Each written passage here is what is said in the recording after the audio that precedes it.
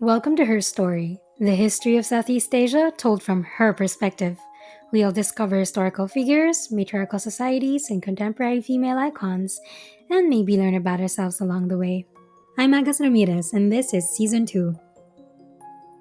We're back from the long, much needed break and ready to continue our exploration into the hidden worlds of Southeast Asian women with diverse topics and interviews centered on the colonial period before World War II. Today we're talking about Filipino girlhood in American Colonial Manila, 1908 to 1939.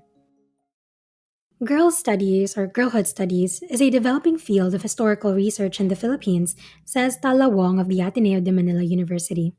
Her MA thesis on Filipino girlhood in American Colonial Manila explores the emergence of the Filipino girl and by doing so aims to give her a voice long denied in Philippine history and historiography.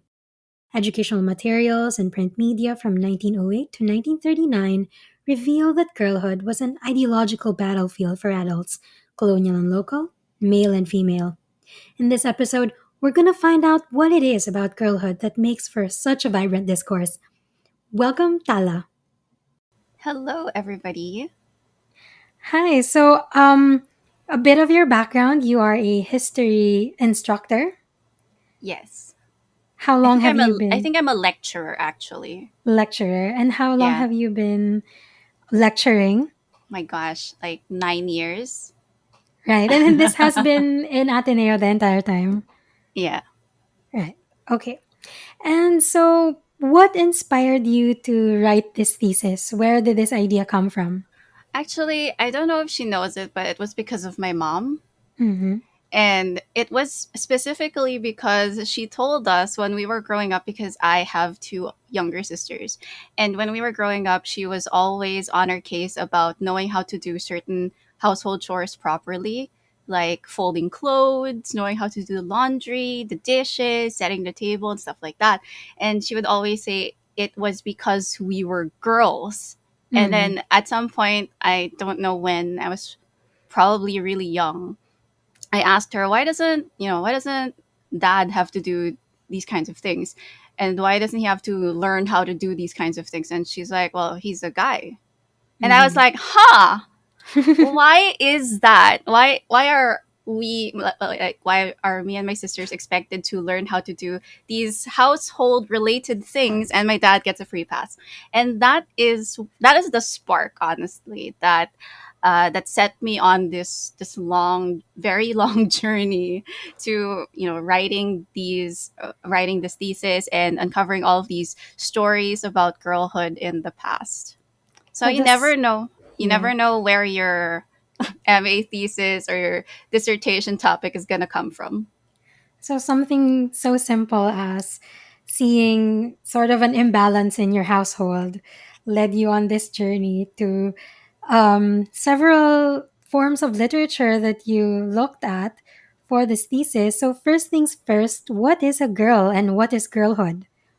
Okay, so actually, and this is something that I also mentioned in the thesis because that's what we're gonna be talking about. Girlhood is a very nebulous topic. Like, it's so hard to pin down. Even girlhood scholars have a hard time agreeing on what makes a girl. So, for the purposes of my thesis, I used some legal documentation, I used some laws about marriage and from dating to the Spanish colonial period. And generally, what I say in my work is that a girl is a female, a young female who is not married and does not have children. And usually she is under the age of 25. And it's very broad when you look at the literature because some documents will say girls, they will specifically use the word girls and they'll refer to women, like females who are like 12 years old. And when you look at magazine articles or magazine advertisements, you'll see um, write ups or like copy that is asking for submissions for girls, and then they'll give an age range, and then sometimes it goes up to like 25 years old. So the top, like what the definition of girlhood is very contentious, and it really varies depending on the girlhood scholar that you're asking. But for me, that would be how I defined it: an unmarried woman, young woman who does not have children and is under the age of 25. And for the purposes of this study, you looked at mostly Christian females of Filipino ancestry. Yes. To further So like set mhm. brackets on what a girl is according to my work. So you begin this thesis talking about the physical isolation that most women experienced throughout history. So you mentioned the tradition of the binukot to the seclusion in monasteries during the Spanish period. How did this mindset affect what we know about girls and girlhood? This sort of passive, um, sort of onlooker in history, never really at the forefront.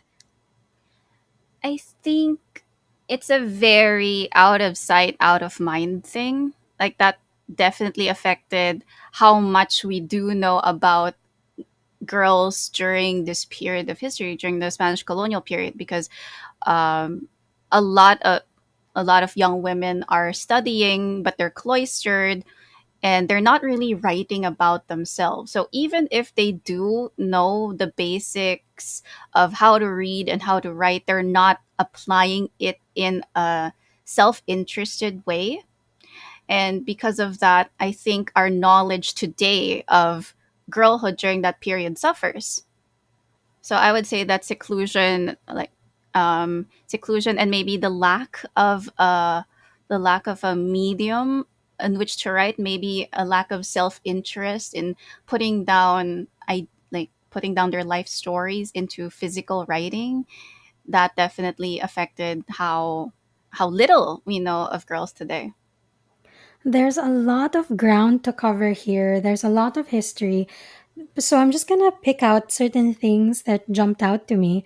You wrote of the Spanish period that the body was considered a site of sin and temptation by Yeah. the Spanish friars, and the girl or a woman's body even more so. Can you give us examples of what that means for the Philippine context? So for example, when it comes to fashion, the way that pre-colonial Filipinos were described was very shocking to the Spanish colonizers and foreign visitors when they arrived here, because they were like, why are they wearing so little? Why aren't they as covered up as the women back home in Europe? So that was especially very scandalizing, because they're like, oh no, ankles, oh no, legs. These are things that should be for the Spaniards, things that should be covered up. And that leads into like a whole other discussion of Spanish colonial fashion and religion, like what religious women wore during that time. But it was pretty much the Spanish applying their value system, especially when it came to modesty and fashion, to foreign Filipino bodies. So when the Spaniards come, you see a transition in how people are dressed.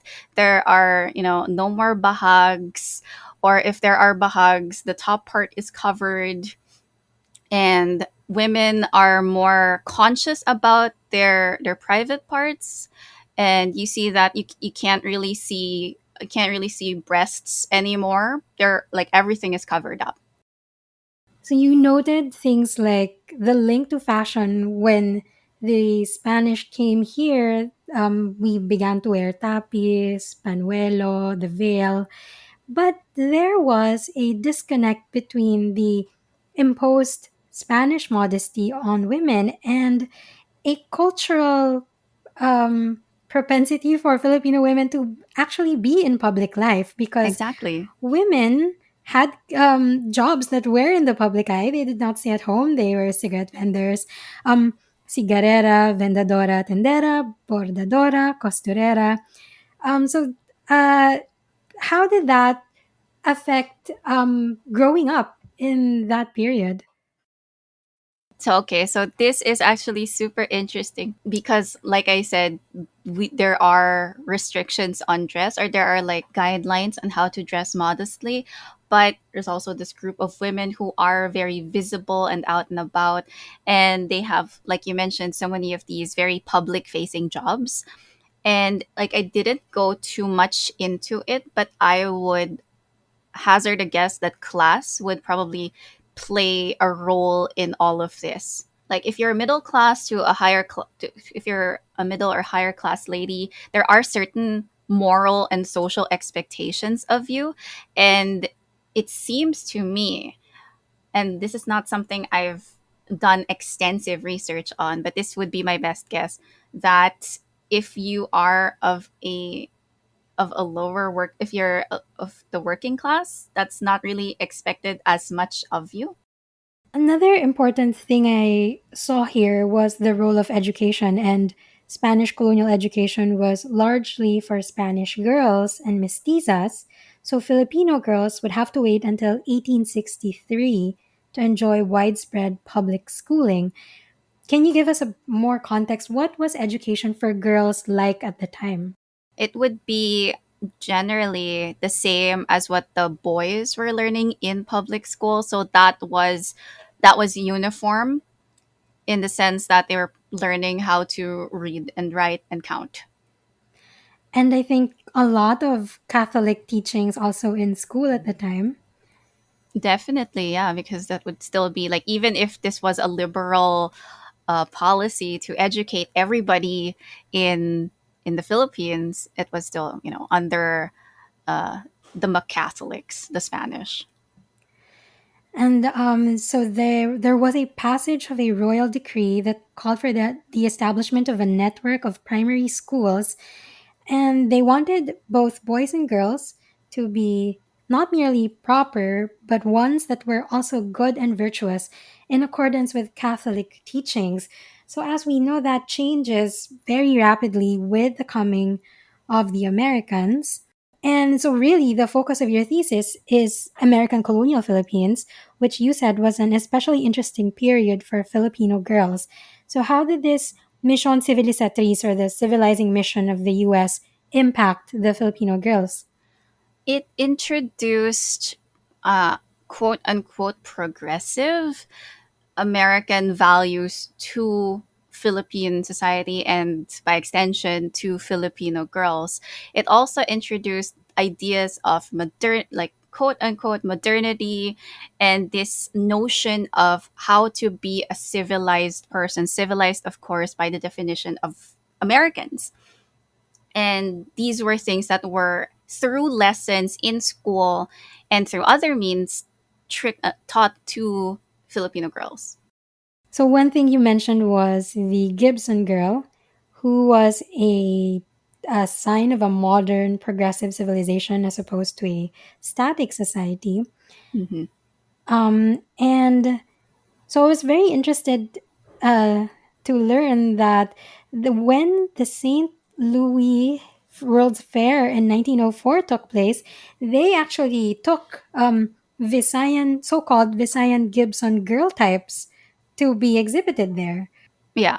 And this was, of course, I think everyone knows about the very infamous St. Louis World's Fair exposition when it comes to Filipino representation, where they showed our indigenous people in their quote unquote natural habitats.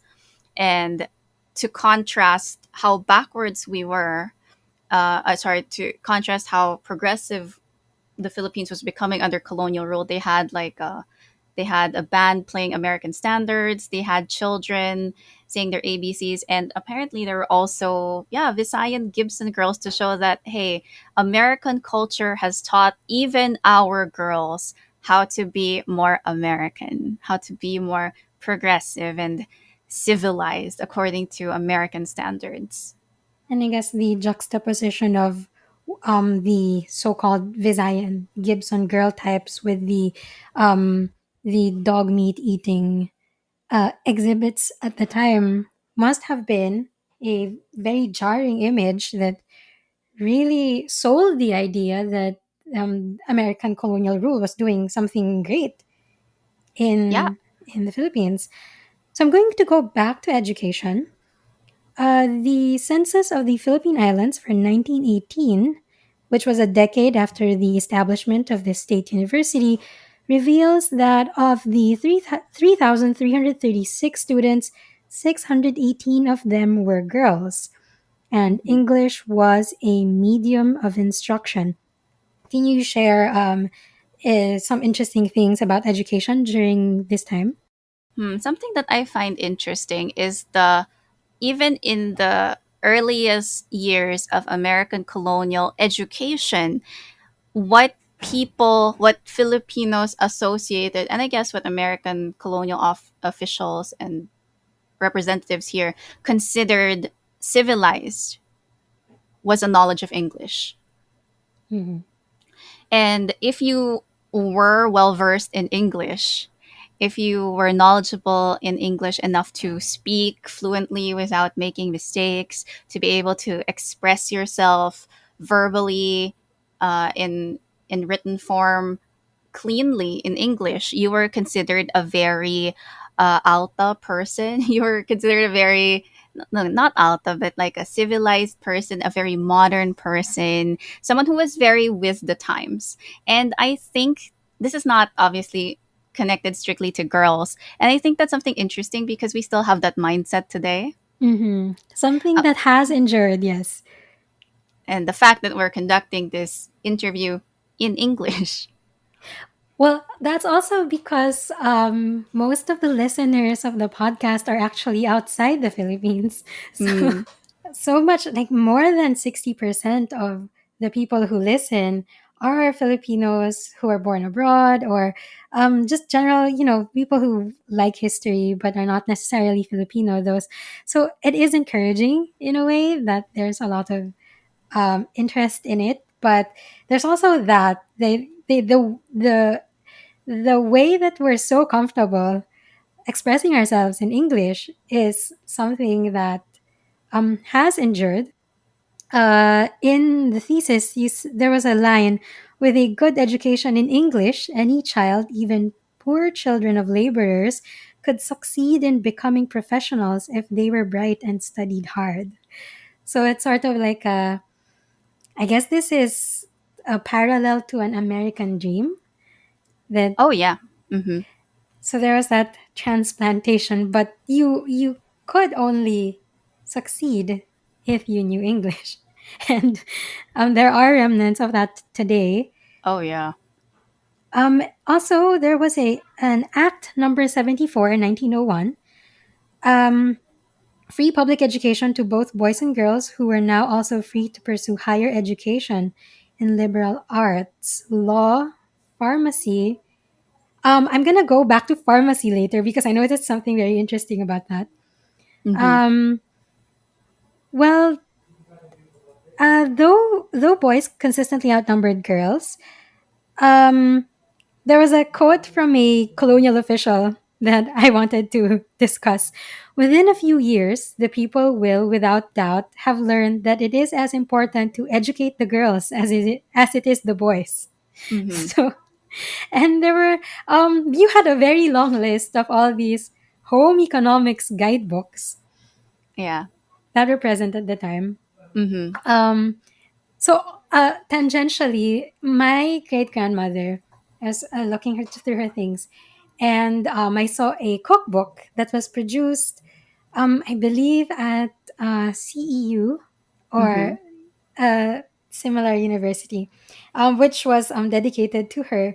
And the introduction of that cookbook said that this cookbook is to help the young woman fulfill her most important role in life, which is managing the nutrition of the home.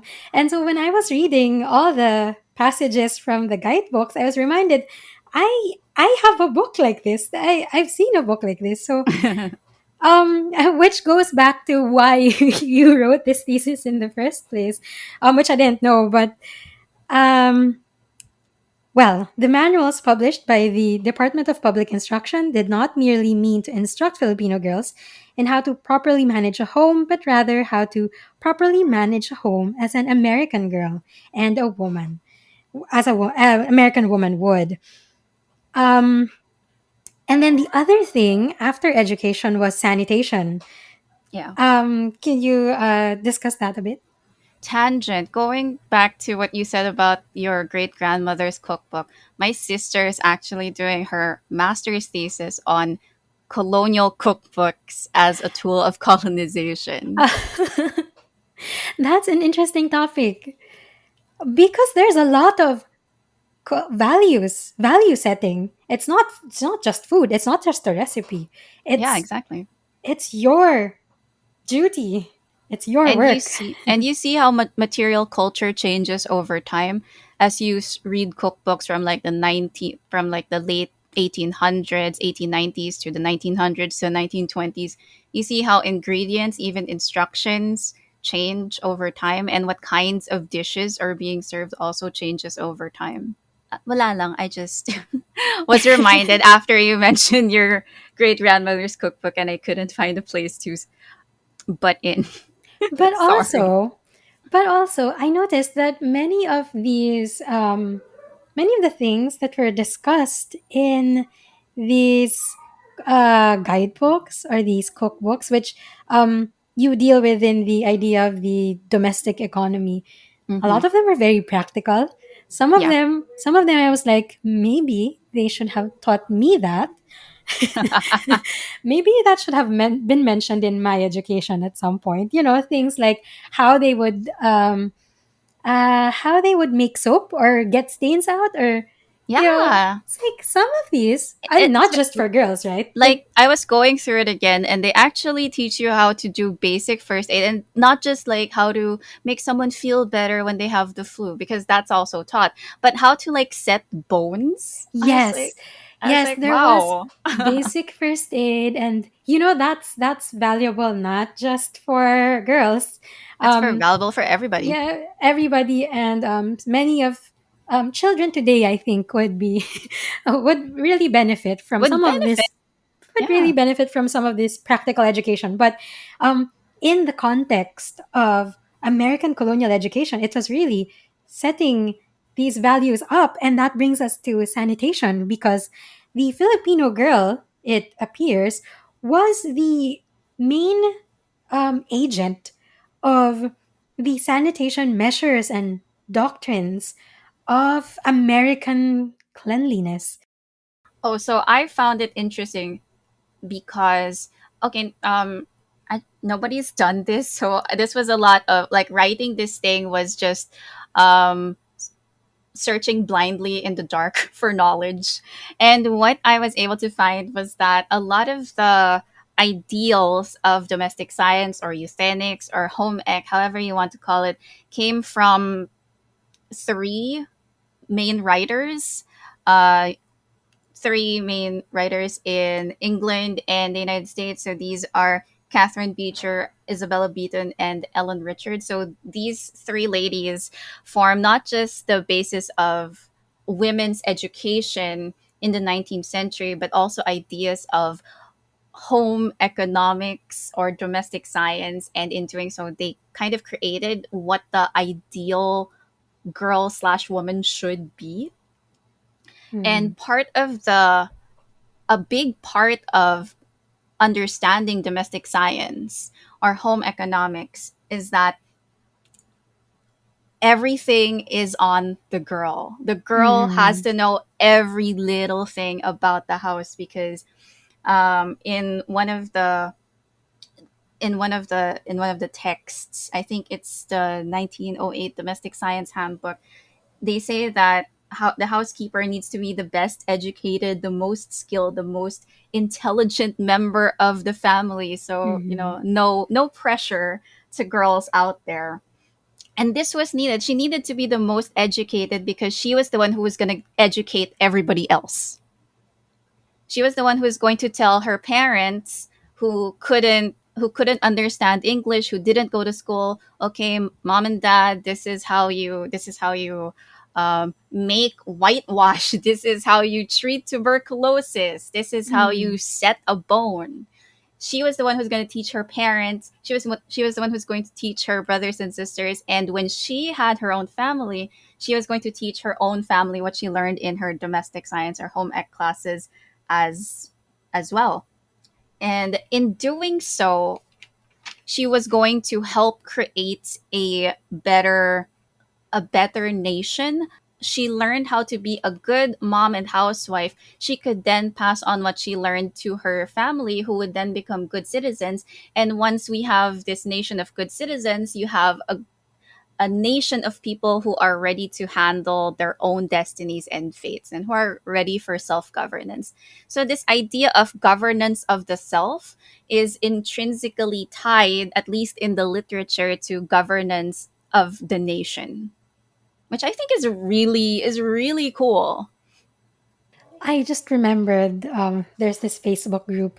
It's called um, Eldest Daughter in an Asian Household. Oh my god, did you And see the shirt? I'm just realizing that this idea of the eldest daughter doing everything has Oh god. very deep roots in education, in colonial education. So Yeah. um, I'm definitely sending this episode to that group after this. Also, my favorite of the, I'm not sure if you read it, but my favorite talaga, and this has never left my mind in 5 years, like ito lang yung natandaan ko, was they had this experiment or this like school activity where they had to blind taste test all of these different household substances. Okay, sounds sketchy. So they had to figure out like with is this salt or is this something else? And Yeah, is so this this like would be household cleaner or is this tea?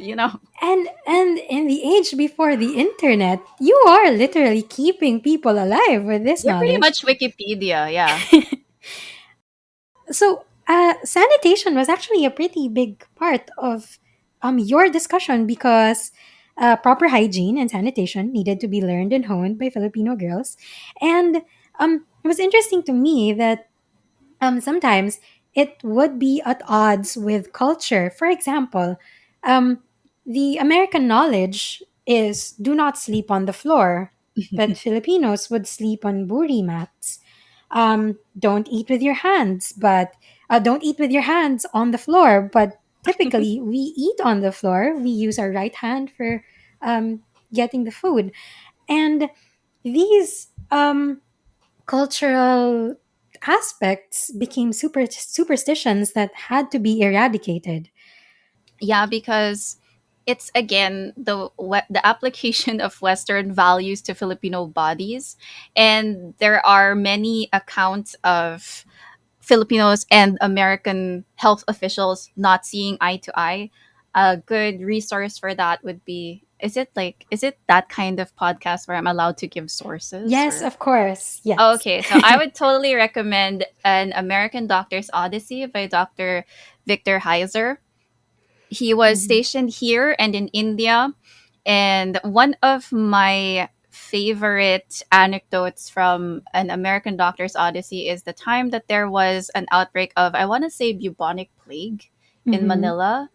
If I'm remembering correctly, there was an outbreak of bubonic plague, and he had the idea, okay, so we need to lessen the rat population in Manila. So let's let's put up a reward for rat tails, okay? Because one rat tail equals a dead rat, and Mhm. we'll price it like a certain way.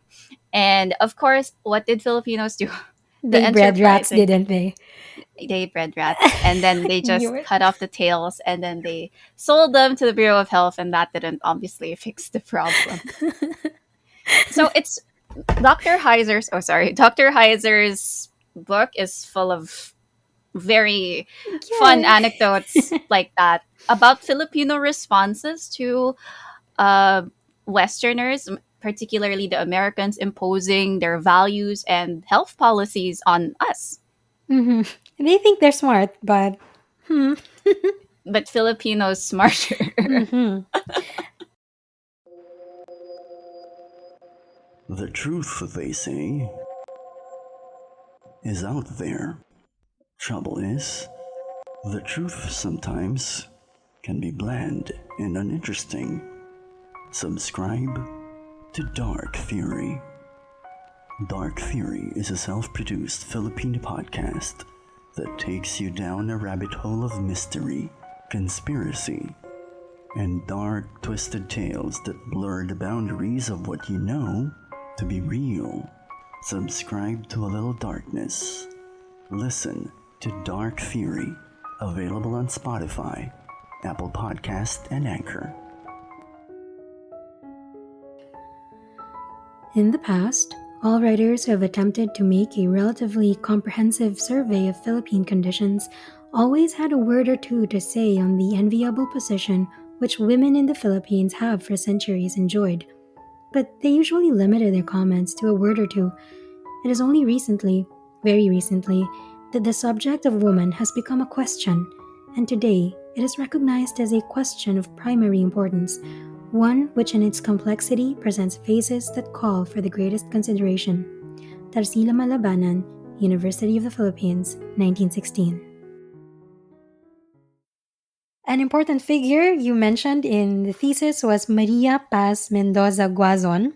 She Yes. she seems to be like a headmistressy type. She Um, in my mind, when I was reading about her, she was kind of goals because she was the first woman to graduate from the UP College mhm, of Medicine in 1912. She was technically therefore the first Filipino doctor, and she was also the first woman to become full professor at UP. So in mhm. that sense, I'm into it. Like the professional aspect, I'm into it. Her what she says, however, not so into it. It's just that she was a product of her time, and she was sort of trapped in the what she wanted to be, what she wanted girls to be, and what they could be to her knowledge. It was like there's so much tension, and she said, and I quote, "Girls had to be positive, pleasant, and pleasing at all times in Oh my their god, I manner have of so much to dress, say about in this. their bodily gestures, and in their habits." And I thought, ooh, she would not like me. Right when I was reading her book, my ideal Filipino girl, I was like, I am not the ideal Filipino girl.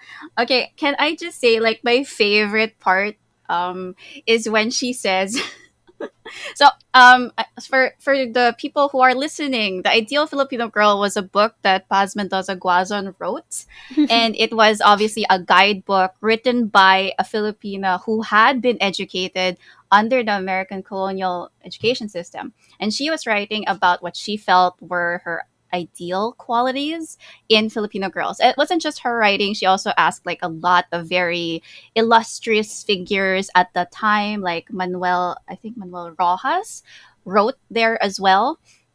So she was asking people to write what their ideal Filipino girl was. And these are all, I could gather that all of the people writing in were adults and definitely not Filipino girls.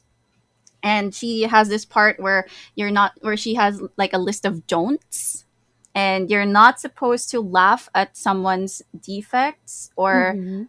or infirmities. So like if That's good someone, advice. that's good Mhm. advice, right? You're not allowed to use slang. You shouldn't use Mhm. slang, especially Americanisms like gosh or whoa, something like that. Mhm. You have to And be then formal. you have to be, prim and proper, PNP. And also, this is my favorite, and this is why I knew that I was not the ideal Filipino girl, because you should never allow people to pay for you. Because, and she puts this in parenthesis, I think, you are not a beggar. Oh.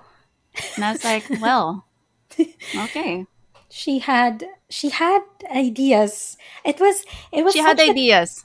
it was such a tension. It was like she wants somebody to be independent, but at the same time not so independent. It's like a you know, she one really good sentence that encapsulates that is how you should behave in a classroom. She said, "Be quiet enough to be attractive, but loud enough to be heard by your teacher." I like that because she talks a lot about sound, about Mm. voice, about loudness Mm. in her entire book, because you're also not allowed to do certain things. Oh my god, I forgot to mention. You're not allowed to giggle or cry Yes. because those are not appropriate things for girls to do. And this is also my favorite. Even if your life is in peril, this is almost a direct quote. You cannot scream or shriek. Okay, so even if you're being held up at knife point, even if you're being dragged away into an L300, you are not allowed to scream. Well, that's just bad survival instincts, but to anybody listening, please do scream if you are Make as being. much be loud, occupy space, guys, Please carry an alarm with you. or These like a are not. whistle. Yeah, um, she also said she also advised girls express in your face and eyes the feeling of deep interest, of good nature, of sincerity, but never of hatred, contempt, and selfishness. I really want to do like a live read of this entire book, Maybe and then maybe we should try. We should try for a week to do everything she says. oh my god, I would fail like the very first day. Because I'm pretty sure, like she when she says girls had to be positive, pleasant, and pleasing at all times. Ooh, Oh no, that's I'm. like, have you met us? Obviously, Paz has not met us. She has not met you or me or any of her friends. Hi, Mia. Hi, Mia. Okay, which is not a bad thing, by the way. It's like, We hmm, love Mia, and we love us. yes. So the domestic economy. So this is where I met Catherine Beecher and Ellen Swallow Richards. Hmm. They had um, again, they had housekeeping manuals which championed the inclusion of housekeeping and the household arts. Yeah. Um, but they also recruited and trained female teachers so that women could start to earn a living, which was not possible before. Hmm. And then in the domestic economy, the ideal Filipino girl recognized that her own work of turning the house into a home was significant and as important as a man's work. So um, I like that there's recognition of reproductive labor Yeah. in their ideas. It's just that it was an early, like the early roots of reproductive labor, because it was very um this is your place in the world. And Yeah. You're so a supporting character. yes, you are not the main character in the narrative. um and your personal point of view must be supplanted by the broad view of majority welfare. And oh, here's a really interesting. I think this was Ellen Swallow Richards. The maintenance of harmonious relations was key to the ideal Filipino girl's life. Her role was to ensure that nothing that she said or did caused offense to anyone within the family, school, or community. In order to accomplish this, she needed to learn the values of cooperation, order, and cleanliness. See, and you can see remnants of that in the household manuals that that Filipino girls do study here. That you have to be cooperative, you have to be kind, you have to be pleasing, you have to work with others, you have to ensure harmony, and that is something that Filipinos really love. There's a lot of pressure on women to sort of be the harmonious, to keep the peace, to um and with again it's like again the eldest daughter in the Asian household. When you look at these, then the complaints of um girls growing up in with siblings and things like this, it's always you have to be the patient one, you have to pick up after You everyone, have to be the mature one. you have to be the mature one. And And it reminds sorry it reminds me that women, like especially like you, like going off of what you said, eldest daughters in Asian households always have to do both the physical labor and the emotional labor. mm, Like the majority of that is on you. the intellectual labor too, you have to be the tutor to And yeah, you also have to be yeah. And you and in have the to manage the finances and yeah, and in the context of the Filipino girl in the American colonial period, you also had to teach your family about what you learned in school. mhm, So they wouldn't run off and develop tuberculosis or whatever. keeping the society alive, quite literally. Literally, like if we weren't around, everybody would die. that is the sense that I'm getting from all of Yeah, these, yeah, the household guidebooks, right? manuals. There were also passages about, of course, how to behave in relation to men. And it was always a secondary role. It's always a lot of um, passages about keeping yourself small.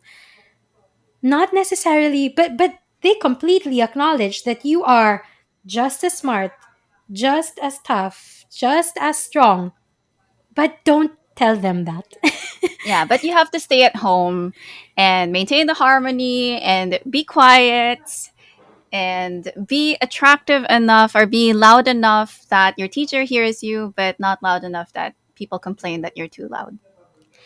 And so, modern girls had a bitter pill to swallow that, in spite of their education and societal contributions, men still believed that the government of the people, for the people, and by the people was actually a government of men, by and for men alone. Girls were expected to cultivate their intellects, yet behave like fools, to have keen eyes, but to show you not, to tie your articulate tongue and suppress the throbbing of your heart, to live a lifeless life. God, I was That so was good emotional. writing.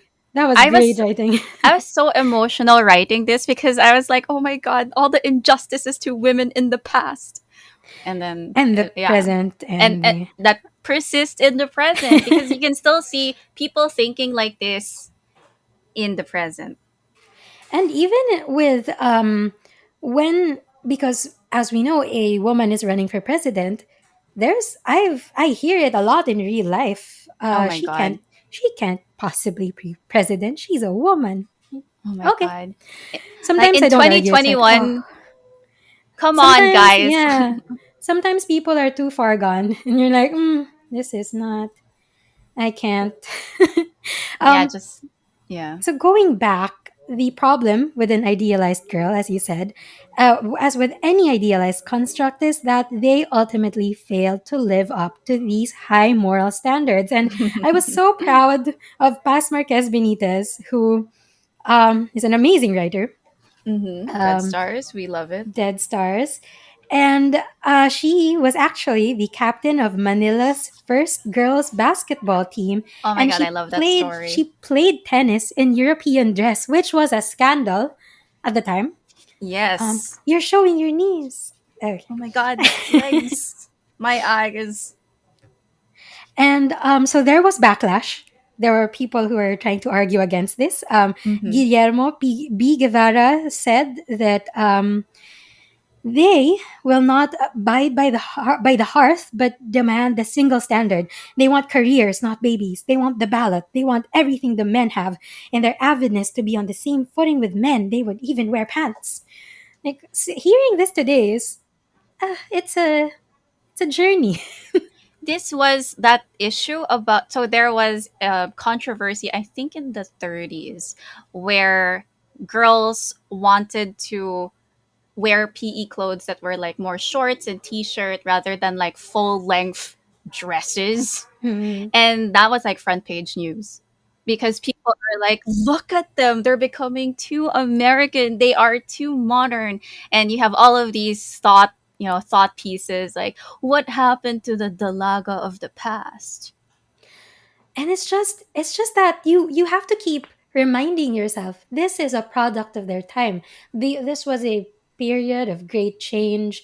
People were struggling with ideas. So when you got to the part about the pioneers of this period, so Mm-hmm. I was like, oh, thank you.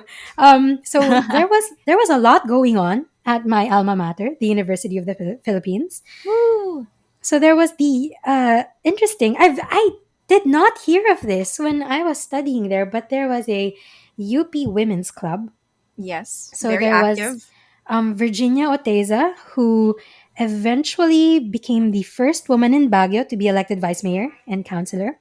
Mm-hmm. There was Daisy P. Ontiveros, who founded the Barangay Theater Guild in 1939, and Corazon Juliano, who in 1954 became the second woman appointed judge at the Court of First Instance and later the Agrava Board, the fact finding missions. Um, And Nelly Burgos became one of the presidents of the largest women's organization in the state university. And some of them, women at this time, they began to live independently of their families. Maria Salome Marquez and Ursula Sevilla. There were artists, Angela Manalang Gloria, Trinidad Tarosa Subido, Edith Tiempo. They became employed as telephone operators, sales girls, ushers, and um, what I remember is I'm gonna go back to pharmacy. I did not know that that was considered the ideal job for a Yeah, woman at the because you could time. work from home, Hmm. and a lot of people likened it to just cooking. So you could just like do it at home, and while you were working, you could also look after your kids and do all the household chores. So you were having, you had it all if you were a female pharmacist, So there was teaching and of course. pharmacy was pretty much the two things, um and then they became telephone operators and sales girls and ushers because of the feminine voice that they were trained to have. um so there's a change here. I could see like this must have been exciting and frustrating, and um there were also actresses now that were in the mainstream. Rosa del Rosario was the first Darna, and Tita Duran, Of course. and so which brings us to the advice columns, Oh my gosh, yeah. which were fascinating because there were so many things that were not taught in school, so many things that were taboo. And so Filipino girls from the middle and upper classes in Manila from 1908 to 1939 who could afford I'm guessing, the magazine subscription. I'm guessing this was Hmm. not free. Yeah, Um, you had to pay for it. Filipino girls were not the virgins that history or their parents, their relatives, Mrs. Fuller, Mrs. Butt, and Mrs. Mendoza Guanzon hoped them to be. Uh, Surprise. surprise. Surprise. I like this. There was a columnist there. Her name was Yvonne. No last name given, but Yeah. ultimately, the attempts of the madres to keep girls in check would fail, as girls of our age, Yvonne notes with no small amount of pride, are smarter than the smartest mother superior. I love that. I love that. It shows you how crafty girls have to be to survive. And it's just, and it is worthy of note that while many Filipino men, young and old, spoke of their ideal Filipino girl, things started turning around because Filipino girls also began writing about their ideal Filipino men. Oh, I love that too. There are, of course, many controversies, from employment to Western fashion and beauty products to consumerism, wearing shorts when you're playing sports. Um, and girls were sent to dormitories where they were not under so much supervision. And so they became crafty in the areas of courtship and romance. And they began questioning marriage. That was an interesting development, too, because now they could lose something. They would lose their freedom, perhaps be tied to the home, and some of them might not want that. Yeah, I it's interesting to see through the advice columns that I researched. The problems that girls face today are still problems that I think that, they're just tied to our biology, I guess. Because the same considerations, the same questions are there, like do I have to get married? Do I Mm, want to get married? We're thinking about these things. We're thinking about romance. We're thinking about our sexual partners. We're still thinking about these things. We're still concerned about these things as women today. And what I like about the advice columns is that they're so deeply personal, mm, very, very personal. They ask about all sorts of things. And there were different advice columns dedicated to different things. So there was an advice column just for health stuff, and there are advice columns for romance and other relationships. And this was like Google for them at that Mm-hmm, yeah. time, because you could not Google search in 1930, am I pregnant? You would and you couldn't go to a doctor, so you would write anonymously into this advice column and ask, and you give your symptoms and wait for your answer to be published. And you couldn't ask if you were uncomfortable talking about menstruation, something that is so commonplace to us today, and you didn't want to talk about it with your mom, or your mom didn't want to talk about it. Your only way to get information judgment free was to go to these advice columnists. And so they would ask things about, my period is late, or there's too much pain. I'm experiencing too much pain during my period. Is this normal? Should I just quit school and go back to the province? And Yeah. there was no Google, as you said. There's no Google for that. You had to go to these advice columnists.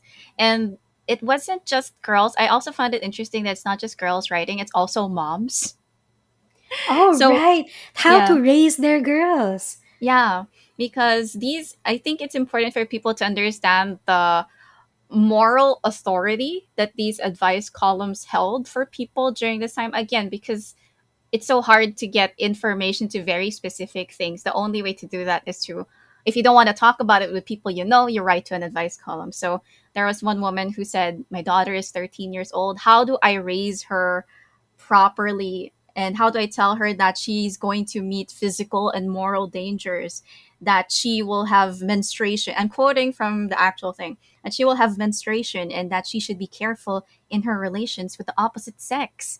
Please instruct me on this matter. And it tells you too that these are not things that are taught to girls during that time. So this mom probably doesn't even know herself, and she is expected to raise her daughter in a, I guess, like a moral, spiritual way.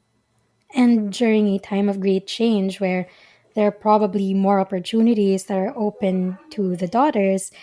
And there's, of course, there's also that fear. How are they going to go out into the world that might be hostile to them? And so it Exactly. might be easier to just stay at home. And so the girls growing up in this period, I don't have to. So there's that, um, really just this intense, so it's so fraught for all of these great thinkers to come out. And um, again, so many passages from that you cited here, it's just I just found myself completely agreeing, like, yes, yes, you should definitely be asking these questions about your life and your future.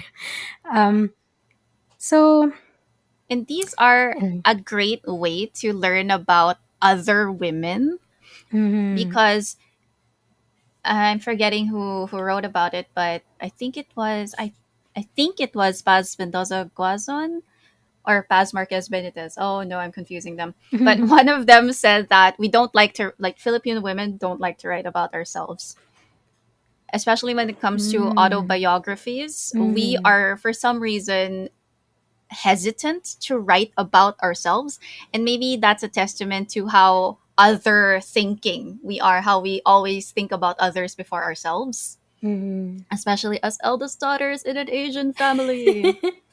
But Which is apparently a very has very deep historical roots that, apparently, um I guess that would give many people more context as to, because if you're not the eldest daughter in an Asian household, you don't think about these things. These are very unique circumstances where you're expected, there's so much pressure. right? That's what you should title this episode. Never mind American colonial period. Let's talk Yeah, about eldest daughters in an Asian household, American colonial period edition. exactly. So as I was saying before I derailed myself, these advice columns are actually a good way to find out about the mindsets of girls, and these women's magazines, these girls magazines like the Women's World, which I know, ironic title, but it's directed towards college aged girls. these are good ways to find out about the voices that perhaps were hesitant to write autobiographies but had no hesitation about writing to an anonymous advice column. And it's through these advice columns that I think we have a better picture, and through the women's world actually, that we have a better picture and understanding of the mindsets of girls during this time period.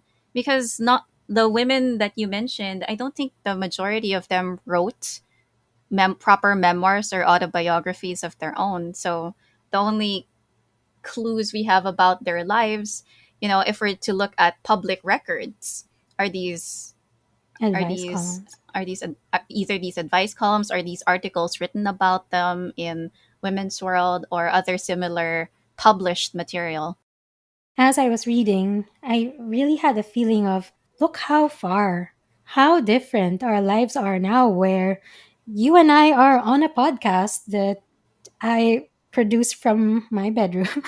It's just, and we have no problems with writing about our day on social media or um, even submitting our thoughts to newspapers. And it's just so far, not far enough, maybe, but so Hmm. far. And it's really interesting to look at how they express themselves in times of in a time of great tension. And there's still um, there's new problems now, but there are so many things we can still learn from what they went through. And so I just really liked this thesis because it examined where did you find these magazines, by the way? I Okay, so some of them, I think we had one. Okay, so as I'm sure everybody who listens to your podcast knows, you are an academic yourself, so you know the Hmm. struggle, and you know the hustle. So in our library in our university, we had, I think, one issue, and of course it lists like the volume number and then the year. So I was like, Hmm. okay, so where do I find all of the other issues, because they're around. And They're so a here lot of somewhere. they're here, they must be here somewhere, someone must have a copy. And that led me to the Lopez library. Right, right. They have a lot of them. And also Fascinating. UP library, I think. So I spent many hours in both of those institutions. And I guess also because there was a certain class of women who had the privilege to write at this time. It's Yeah. like university women, and I would suppose elites who could afford an education here or abroad.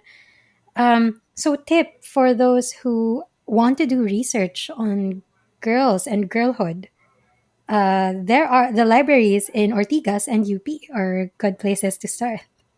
Did they move though, the Lopez library? I think they were moving their library, although I'm not super sure. I have no idea. I've been there once, interestingly enough, for a women's conference. So It all comes back to it all women. comes back. Anything else you want to say to our listeners? I just want to say, if you are interested in doing studies on colonial girlhood, hit me up. There are not a lot of people doing research on girlhood. And when I wrote this, I was pretty much like one out of two or three people.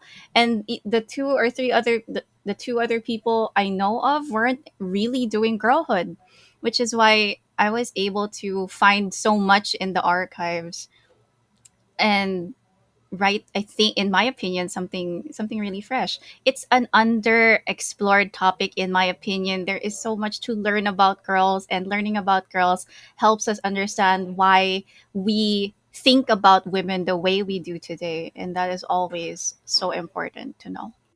Similarly, with this podcast, there was no podcast like it when I started.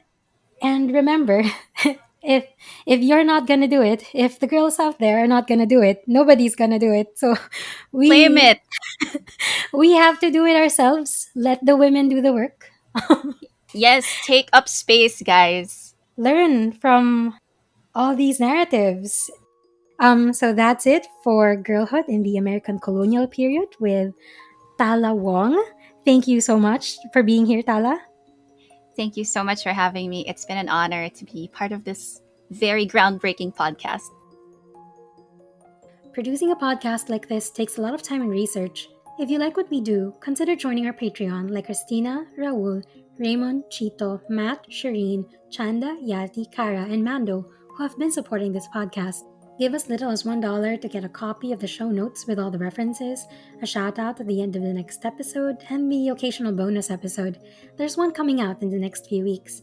And if you can't join us on Patreon, just tell your friends about this podcast. That works too.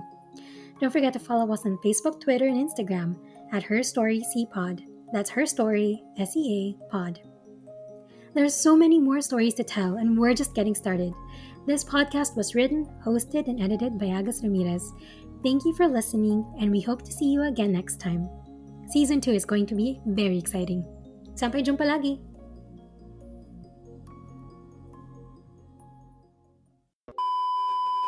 You're like everything is covered up. Can I wait for the barking to stop? Do you want me to? Do you want me to No, repeat that? no, it's good because I can just mute that from. But why are they barking? For me, it's the roosters. Like it's like 3 a.m. and I'm trying to record my lecture for class, and I'm like, why is that rooster awake?